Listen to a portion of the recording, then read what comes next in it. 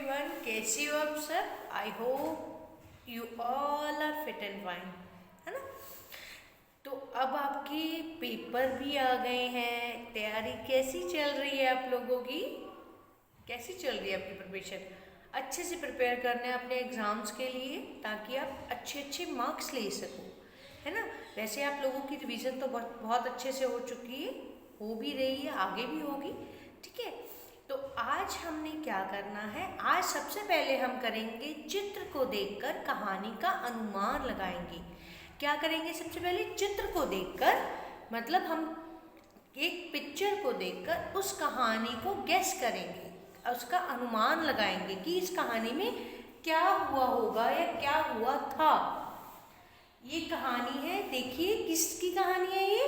खरगोश और कछुए की। याद आया कुछ आपको इस कहानी से? पढ़ी हुई है आपने ये कहानी? तो क्या होता है इस कहानी में, है ना। इस कहानी में क्या होता है कि एक बार भाग के तो ये आगे निकल जाता है दौड़ में खरगोश, उसके बाद ये जाकर सो जाता है और वो कछुआ है जो वो क्या हो जाता है, वो दौड़ को जीत जाता है। यही हुआ था ना कहानी में। तो अब आप देखिए, मैं आपको कुछ चित्र दिखाती हूँ, आपने मुझे बताना है कि इस कहानी में क्या हुआ होगा। जो ये कहानी है, इस कहानी में क्या हुआ होगा। पहले चित्र को देखिए, देखिए ध्यान से क्या हुआ है चित्र में, क्या हो रहा है, देखिए ध्यान से, क्या दिख रहा है आपको? एक हाथी गिर रहा है। क्या हो रहा है? एक हाथी गिर रहा है। और बंदर क्या कर रहा है? बंदर छलांग लगा रहा है। क्या लगा रहा है? बंदर छलांग लगा रहा है, मतलब कूद रहा है ना। देखो हाथी धड़ाम से गिरा हुआ है। आगे देखिए,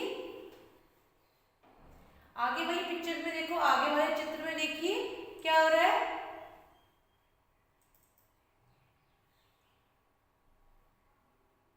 यहाँ पे फिर से हाथी गिर रहा है धड़ाम से, देखो। और यहाँ कौन जा रहा है? हिरन जा रहा है, हिरन जा रहा है ना यहाँ से। तो यहाँ तो फिर से क्या कहते हैं, हाथी गिर रहा है, दिख रहा है ना आपको। तो आगे देखते हैं आगे क्या हुआ है इस कहानी में।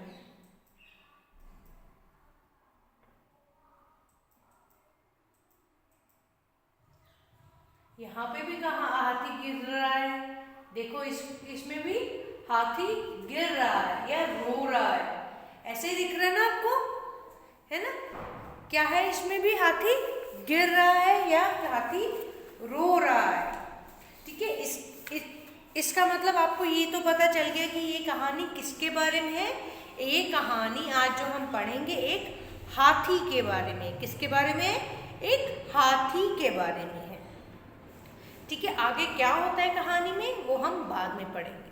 अभी तक हमने क्या सीखा? हमने कहानी को चित्र को देखकर कहानी का अनुमान लगाया। क्या किया हमने? चित्र को देखकर कहानी का अनुमान लगाया जी। अब ये चित्र देखिए और सोचिए कि इस कहानी में क्या हुआ होगा। एक चित्र है, देखिए इस चित्र में क्या है? एक लड़का भीग रहा है ना, बारिश में भीग रहा है। तो आगे क्या है? उसकी मम्मी उसे डॉक्टर के पास लेकर गई है। किसके पास लेकर गई है? डॉक्टर के पास लेकर गई है। आगे क्या हो रहा है? उसे इंजेक्शन लग रहा है। क्या लग रहा है? उसे इंजेक्शन लग रहा है। तो आपको पता चला कि इस कहानी में क्या हुआ है। इस स्टोरी में, इस कहानी में क्या हो रहा है? इस कहानी में एक लड़का है जो कि बारिश में भीग रहा था। भीगने की वजह से वो बीमार हो जाता है। देखो भीगने की वजह से क्या हुआ? वो बीमार हो गया। तो बीमार होने की वजह से क्या हुआ? उसकी मम्मी उसे डॉक्टर के पास ले गई। डॉक्टर के पास ले गई, डॉक्टर ने उसका चेकअप किया, उसे देखा कि भी वो ठीक नहीं है, तो उसे दवाई देने की जरूरत है। तो फिर अब इस चित्र में क्या हो रहा है? इस चित्र में डॉक्टर उस बच्चे को इंजेक्शन लगा रहा है। क्या कर रहा है? डॉक्टर उस बच्चे को इंजेक्शन लगा रहा है। क्या कर रहा है? इंजेक्शन लगा रहा है। तो ये थी एक स्टोरी, छोटी सी स्टोरी। तो आज हम करेंगे हमारी कहानी जिसका नाम है जंबो हाथी ने सीखा नाच। क्या है? जंबो हाथी ने सीखा नाच। तो इस कहानी में आपने पहले ध्यान से सुनना है, पढ़ना है, फिर उसमें आप देखोगे कि सबसे पहले इसमें क्या हुआ, फिर उसके बाद क्या हुआ और सबसे आखिर में कहानी में क्या होता है। चलो हम कहानी पढ़ते हैं। एक जंगल में जंबो हाथी रहता था। उसे नाचना नहीं आता था। उसे नाचना नहीं आता था। एक दिन उसने नाच सीखने के बारे में सोचा। वह झिनझिन बंदर के पास गया और बोला। बंदर का क्या नाम है? झिनझिन। वह झिनझिन बंदर के पास गया और बोला, तक धिना दिन नाच सिखा दे मुझको झिनझिन। क्या बोला उसने? तक दिना दिन नाच सिखा दे मुझको झिनझिन। झिनझिन बोला, आओ मैं तुम्हें नाच सिखाता हूं। झिनझिन के ने हाथ ऊपर किए और कलाबाजी दिखाने लगा। कलाबाजी क्या होता है? जैसे कि हाथों को नीचे लगा के और उसके ऊपर से कलाबाजी मारना, मतलब आप उसको कार्टव्हील बोलते हो, है ना? ऐसे करके कलाबाजी करना, ठीक है, दिखाने लगा। जंबो ने भी अपने हाथ ऊपर किए, लेकिन यह क्या? जंबो गिर गया धड़ाम। जंबो गिर गया धड़ाम। वे जोर से चिल्लाया, उई उई, जोर से लग गई। क्या चिल्लाया वो? उई उई, जोर से लग गई। क्योंकि अगर देखो वो कितना बड़ा होता है हाथी, है ना? जब वो गिरेगा तो उसको चोट तो लगेगी, तो वो गिरता है और उसको चोट लग जाती है। फिर जंबो नाच सीखने के लिए किसके पास गया? मिनमिन हिरन के पास गया। किसके पास गया? मिनमिन हिरन के पास गया और बोला, तक दिना दिन नाच सिखा दे मुझको मिनमिन। तो पहले वो किसके पास गया था? झिनझिन बंदर के पास गया था। तो उसने वहां क्या बोला था? तक दिना दिन नाच सिखा दे मुझको झिनझिन। तो अब क्या कह रहा है वो? तक दिना दिन नाच सिखा दे मुझको मिनमिन। अब वो मिनमिन को बोल रहा है कि मुझे नाच सिखा दे। मिनमिन ने कहा, क्यों नहीं जंबो, जैसा मैं कहूं वैसा ही तुम करना। मिनमिन ने छलांग लगाई। देखो वो छलांग लगा रहा है, हिरन छलांग लगा रहा है। तो जंबो ने भी छलांग मारी, लेकिन यह क्या? जंबो गिर गया धड़ाम।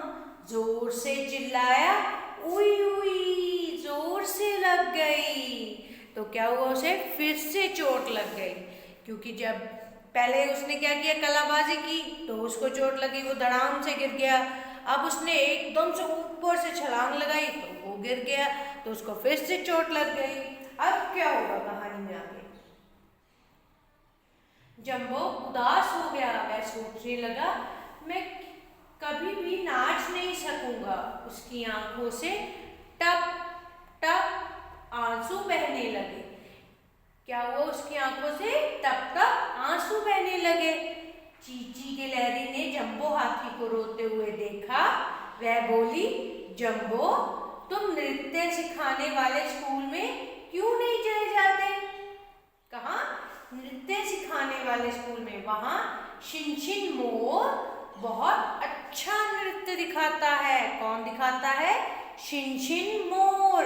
क्या सिखाता है? नृत्य। नृत्य का मतलब क्या होता है? डांस। डांस, नाच सिखाता है। यह सुनकर जंबो हाथी की खुशी का ठिकाना नहीं रहा। मतलब वो बहुत खुश हुआ। वह भागा भागा शिनशिन मोर से नृत्य सिखाने वाले स्कूल में गया और बोला, तक दिना दिन नाच सिखा दे मुझको शिनशिन। शिनशिन मोर ने अपने पंख फैलाए, जंबो हाथी ने अपनी सूंड हिलाई, छिन-छिन बंदर, मिन-मिन हिरन और चींची गिलहरी भी साथ में नृत्य करने आ गए। तक दिनाधिन नाच करेंगे तक दिनाधिन। फिर क्या होता है आखिर में? गाना गाते हुए सब नाचने लगे। क्या करने लगे? सब नाचने लगे। देखो तो सबसे पहले क्या हुआ था? सबसे पहले क्या हुआ था कहानी में कि सबसे पहले क्या हुआ कि वो किसके पास गया? झिनझिन बंदर के पास गया कि मुझे नाच सिखा दे। पर जब वो नाच सिखाने लगा तो वो गिर गया। क्या हो गया? गिर गया। उसे चोट लग गई जंबो हाथी को। उसके बाद वो कहाँ गया? मिन-मिन हिरन के पास गया। किसके पास गया? मिन-मिन हिरन के पास गया। उसके बाद वो पेड़ के नीचे बैठा रो रहा था तो चींची गिलहरी ने क्या कहा कि आप शिनशिन मोर के पास नृत्य सिखाने वाले स्कूल में जाओ। तो वो कहाँ जाता है? शिनशिन मोर के पास जाता है और सारे मिलकर वहाँ नृत्य करते हैं, डांस करते हैं। ठीक है, ये थी हमारी आज की कहानी, जंबो हाथी ने सीखा नाच। जी, अब तक हमने क्या किया? सबसे पहले हमने कहानी को चित्रों की मदद से उसका अनुमान लगाया। ठीक है, कि कहानी में क्या होता है। उसके बाद हमने घटनाओं को क्रम के अनुसार लगाया कि सबसे पहले कहानी में क्या होगा, उसके बाद और अंत में कहानी में क्या होता है। आज हम करेंगे स्त्रीलिंग और पुल्लिंग वाले शब्द। क्या करेंगे? स्त्रीलिंग और पुल्लिंग। सबसे पहले ये देखिए, ये क्या है? इस चित्र को देखकर बताइए इसमें क्या है। इसमें एक लड़का है और एक लड़की है। क्या है? इसमें एक लड़का है और एक लड़की है। आगे चित्र में देखिए, इसमें क्या है?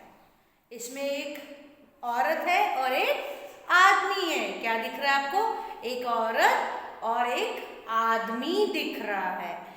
तो आज हम सबसे पहले करेंगे, इनको अलग अलग करेंगे। जैसे कि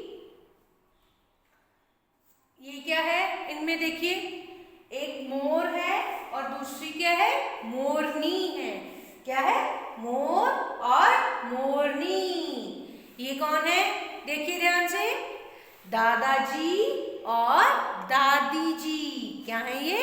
दादाजी और दादी जी। और ये कौन है? राजा और रानी। कौन है ये? राजा और रानी। तो ये क्या है? क्या शब्द है जो मैं आपको करवा रही हूँ? इनको बोलते हैं स्त्रीलिंग और पुल्लिंग। पुल्लिंग और स्त्रीलिंग।